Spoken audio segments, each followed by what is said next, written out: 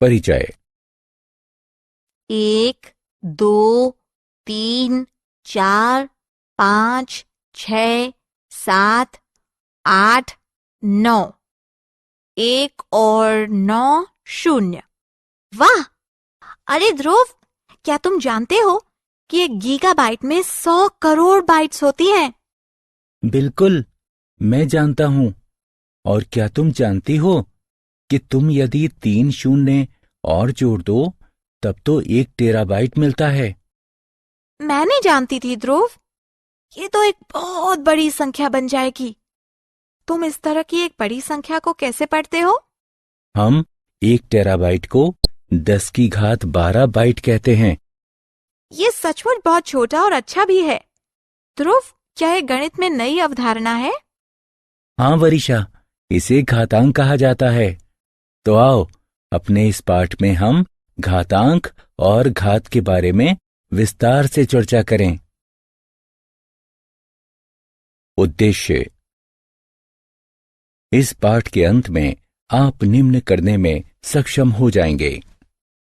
एक संख्या को घातांकीय रूप में व्यक्त करना। घातांकीय रूप में व्यक्त एक संख्या के आधार और घातांक को पहचानना। घातांकीय रूप में व्यक्त संख्याओं की तुलना करना। एक ही आधार की भिन्न घातांकों वाली संख्याओं का गुणन तथा विभाजन। एक ही घातांक की भिन्न आधारों वाली संख्याओं का गुणन तथा विभाजन। एक घातांकीय संख्या को उसकी घात से बढ़ाना। एक संख्या को घात 0 बढ़ाना। घातांकीय रूप। आपने सुना था कि ध्रुव ने वरिशा को बताया था कि 1 टेराबाइट में 1 0 0 0 0 0 0 0 0 0 0 0 0 बाइट होते हैं। जब इसे व्यक्त किया जाता है तब दाईं तरफ की संख्या को पहचानना तथा उसका उपयोग करना कठिन होता है। अतः इस तरह की एक बड़ी संख्या को उसके आकार को कम करने तथा उसे समझने योग्य बनाने के लिए घातांकीय रूप में उसे व्यक्त किया जाता है। 1 0 0 0 0 0 0 0 0 0 0 0 0 और कुछ नहीं बल्कि 10 का गुणा 12 बार किया गया है। हम इसका ज्ञान उपयोग करते हुए इसे घातांकीय रूप में 10 की घात 12 के रूप में व्यक्त करते हैं। अतः ध्रुव द्वारा उचित रूप से दिखाए अनुसार 1 टेराबाइट को 10 की घात 12 बाइट के तुल्य व्यक्त किया जा सकता है। 10 की घात 12 2 पूर्णांकों से मिलकर बना है। वे हैं 10 और 12। 10 को आधार तथा 12 को घातांक कहा जाता है। हम आधार तथा घातांक को बढ़ा या घटाकर बड़ी संख्याओं को घातांकीय रूप में व्यक्त कर सकते हैं। घातांकीय रूप में व्यक्त इस संख्या को देखिए। आधार 4 तथा घातांक 2 है। इसे 4 की घात 2 के रूप में पढ़ा जाता है। 4 की घात 2 और कुछ नहीं बल्कि 4 गुणा 4 है। अतः इसे 4 का वर्ग के रूप में भी पढ़ा जाता है। एक और घातांकीय संख्या को देखते हैं। आधार 4 और घातांक 3 है। इसे 4 की घात 3 के रूप में पढ़ा जाता है। 4 की घात 3 और कुछ नहीं बल्कि 4 गुणा 4 गुणा 4 है। अतः इसे 4 के घन के रूप में भी पढ़ा जाता है। रूपांतरण और तुलना। पूर्णांकों, दशमलवों एवं भिन्नों को घातांकीय रूप में व्यक्त किया जा सकता है। इसी प्रकार घातांकीय संख्याओं को उनके असल रूप में वापस लाया जा सकता है। घातांकीय संख्याओं की तुलना भी ठीक उसी तरह से की जा सकती है जिस तरह से पूर्णांकों, भिन्नों और दशमलवों की तुलना की जाती है। आइए एक एक करके घातांकीय संख्याओं के रूपांतरण एवं तुलना को देखते हैं। आइए 64 को घातांकीय रूप में व्यक्त करते हुए शुरुआत करते हैं। 64 को निम्न प्रकार से लिखा जा सकता है। क्योंकि 2 को 2 से ही 6 बार गुणा किया गया है, इसलिए 2 की घात 6 के रूप में भी लिखा जा सकता है। अतः 64 बराबर 2 की घात 6 होता है। आइए अब 37,456 का विस्तार करते हैं तथा इसे घातांकीय रूप में व्यक्त करते हैं। 37,456 का विस्तार 30,000 जमा 7,000 जमा 400 जमा 50 जमा 6 के रूप में भी किया जा सकता है, जो निम्न के तुल्य है, जिसे इस तरह से भी लिखा जा सकता है। आइए 196 को घातांकीय रूप में व्यक्त करने का प्रयास करते हैं। आइए सर्वप्रथम इसे अभाज्य गुणनखंड के एक गुणन के रूप में व्यक्त करते हैं, जो कि बराबर है 14 गुणा 14 के, जो 2 गुणा 7 गुणे 2 गुणे 7 के समान है। हम इसे निम्न तरीके से भी लिख सकते हैं, 2 गुणा 2 गुणा 7 गुणा 7। अब हम अभाज्य गुणनखंडों को घातांकीय रूप में व्यक्त कर सकते हैं। अतः 196 बराबर 2 की घात 2 गुणा 7 की घात 2 होगा। आइए अब सरलीकरण के माध्यम से कुछ घातांकीय संख्याओं को उनके असल रूप में परिवर्तित करते हैं। आइए कोष्ठक में घटा 4 की घात 3 को सरल करके शुरू करते हैं। कोष्ठक में घटा 4 की घात 3 का विस्तार निम्न प्रकार से किया जा सकता है। कोष्ठक में घटा आत्म मूल्यांकन। सही विकल्प को उठाकर उसके संगत स्थान पर रखें। आत्म मूल्यांकन संख्याओं के प्रत्येक युग्मों के बीच की जगह के लिए उचित प्रतीकों का चयन कीजिए। घातांकों के नियम। घातांकों को समझने के पश्चात आइए अब हम अपना ध्यान निम्नलिखित से संबंधित घातांकों के नियम पर लगाते हैं। समान आधार वाली किंतु भिन्न घातांकों की संख्याओं का गुणन या विभाजन। समान घातांकों वाली किंतु भिन्न आधार की संख्याओं का गुणन या विभाजन। घातांकीय संख्याओं को घातों से बढ़ाना। घातांकीय संख्याओं को शून्य की घातों से बढ़ाना।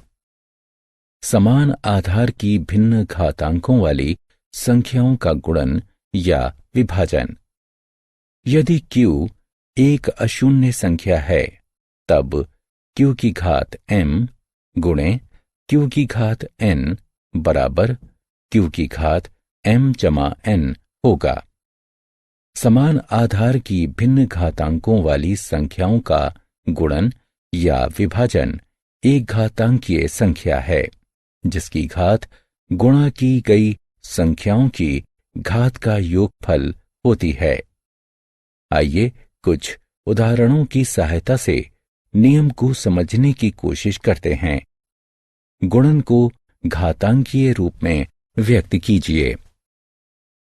9 वर्ग गुणा 9 की घात 3 बराबर 9 गुणा 9 गुणा 9 गुणा 9 गुणा 9 होता है, जो कि 9 की घात 5 के बराबर है, जिसे 9 की घात 2 जमा 3 के रूप में भी लिखा जा सकता है।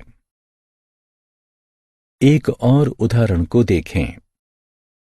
5 की घात 4 गुणे 5 की घात 6 बराबर 5 गुणा 5 गुणा 5 गुणा 5 गुणा 5 गुणा 5 गुणा 5 गुणा 5 गुणा 5 गुणा 5 होता है, जो कि 5 की घात 10 के बराबर है, और इसे 5 की घात 4 जमा 6 के रूप में भी लिखा जा सकता है। यदि q एक अशून्य संख्या है, तब q की घात m भाग q की घात n बराबर q की घात m घटा n होता है। समान आधार भिन्न घातांकों वाली दो घातांकीय संख्याओं के बीच एक विभाजन संक्रिया का भागफल एक घातांकीय संख्या होता है, जिसकी घात भाज्य तथा भाजक की घातों के बीच का व्यवकलन होती है। आइए उपयोग के लिए एक नियम लगाते हैं। भागफल को घातांकीय रूप में व्यक्त करते हैं।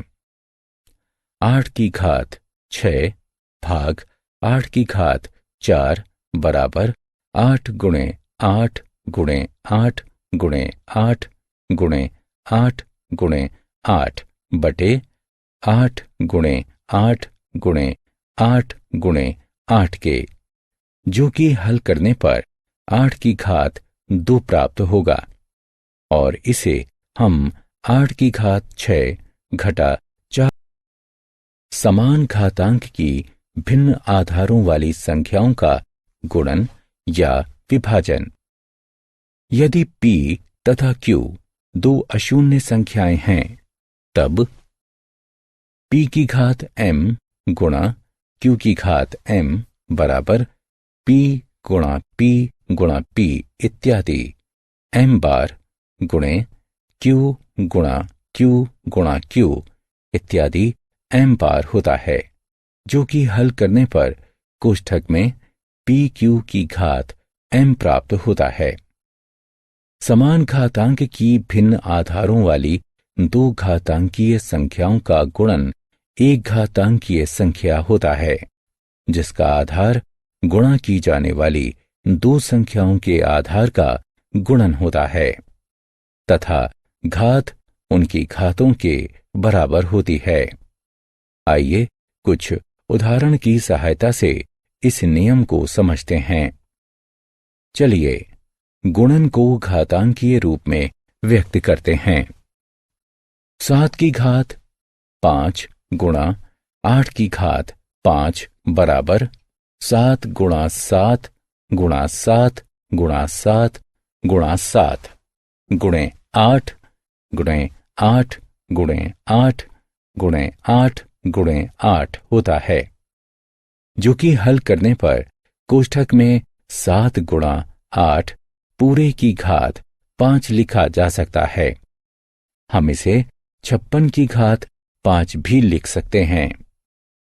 यदि p और q अशून्य संख्याएं हैं, तब p की घात m भाग q की घात m बराबर p बटे q पूरे की घात m होता है।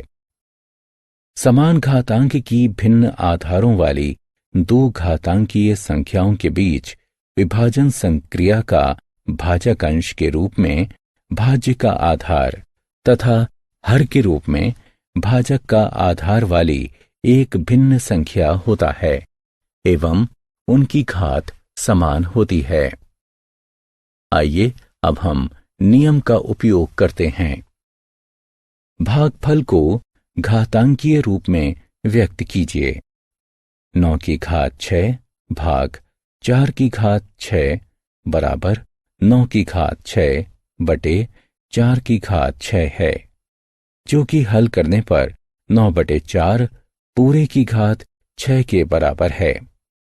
इसी तरह 36 की घात 5 भाग 12 की घात 5 गुणा 4 की घात 5 घातांकीय संख्या को उसकी घात से बढ़ाना। यदि p एक संख्या है, तब कोष्ठक में p की घात x पूरे की घात y बराबर p की घात x गुणा p की घात x गुणा p की घात x गुणा इत्यादि y बार तक, जो कि हल करने पर p की घात xy प्राप्त होता है। यदि एक घातांकीय संख्या को उसकी घात से बढ़ाया जाता है तब परिणामतः आधार की घात दो घातांकों का गुणन होती है। आइए कुछ उदाहरण देखते हैं।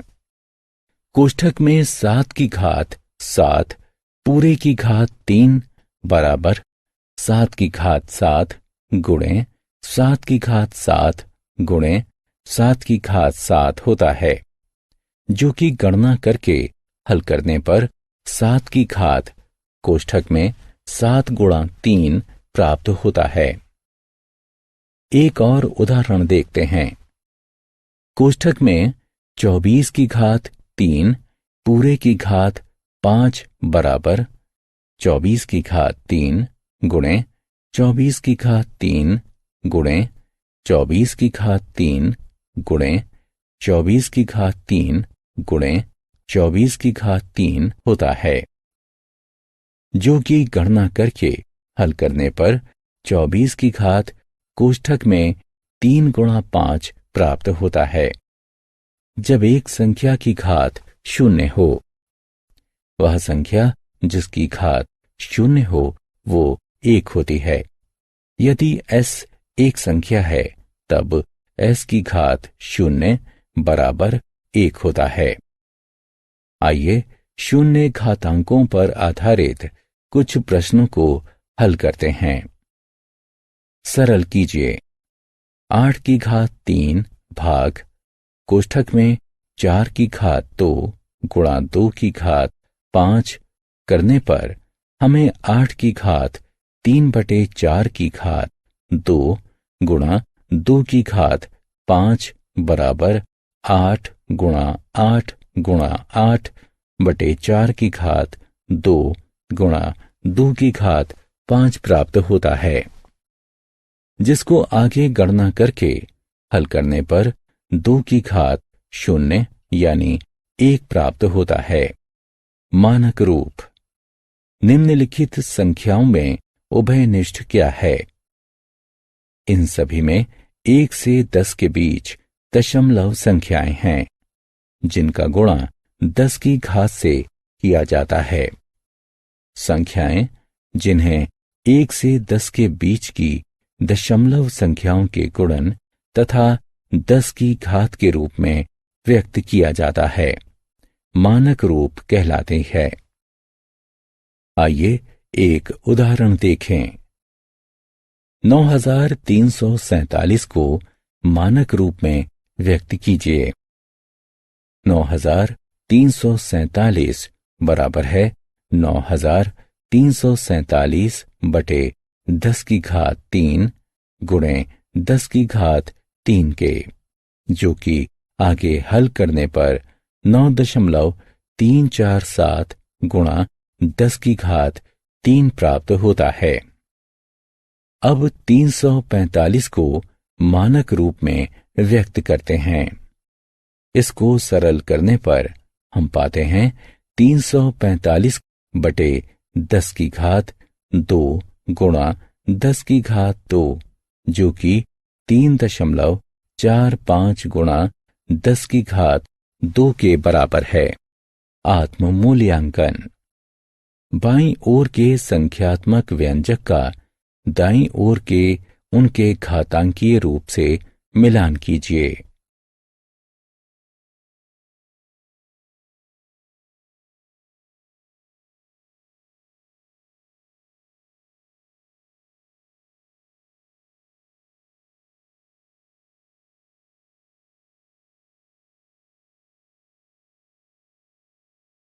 सारांश। आइए हमने जो कुछ सीखा है उसे संक्षेप में दोहराएं। एक संख्या को घातांकीय रूप में व्यक्त करना। घातांकीय रूप में व्यक्त एक संख्या के आधार और घातांक को पहचानना। घातांकीय रूप में व्यक्त संख्याओं की तुलना करना। एक ही आधार वाली किंतु भिन्न घातांकों की संख्याओं का गुणन तथा विभाजन। एक ही घातांक वाली किंतु भिन्न आधारों की संख्याओं का गुणन तथा विभाजन। एक घातांकीय संख्या को उसकी घात से बढ़ाना, एक संख्या को घात शून्य बढ़ाना।